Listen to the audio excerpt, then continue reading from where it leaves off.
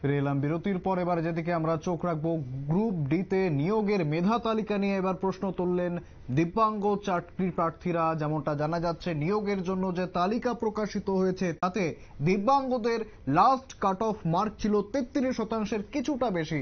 তারপরেও সেই cut off বা মার্ক 33% হওয়া সত্ত্বেও এক ব্যক্তি, তিনি আরটিআই করে জানতে পারেন তিনি 42% মার্ক পেলেও তার নাম নেই সেই মেধা তালিকায়।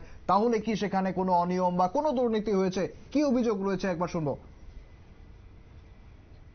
আমাদের যে সেপ্টেম্বর মাসের যে 7 তারিখ যে group D JRBT group D final merit list বের হয়েছিল, ওখানে 63টা পোস্ট এখনও ভ্যাকেন্ট রয়ে গেছে। এর মধ্যে 20টা পিএস ফিজিক্যালি হ্যান্ডিক্যাপ আর 43টা পিডাব্লিউএস রয়ে গেছে। এখন আমাদের দাবি যে টোটাল 63টা পোস্ট আমাদের দিব্যাঙ্গ ভাই বোনদের যাতে ভ্যাকেন্টগুলো পোস্ট দেওয়া হয়, প্লাস ওয়েটিং লিস্ট এই কারণে অনেকে গ্রুপ ডি চাকরিটা করবে না, খালি ভরে রাখবে যাতে পোস্টগুলো ফিল আপ হয়। ওয়েটিং লিস্ট থাকলে নিচের থেকে ওইগুলো ফিল আপ হয়ে যাবে।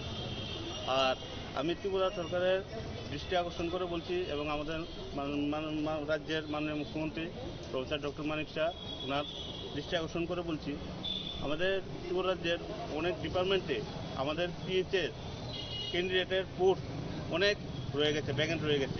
এইগুলো যাতে স্ট্যাটার ড্রাইভের মাধ্যমে যাতে অতি সত্বর নিয়োগ করা হয়।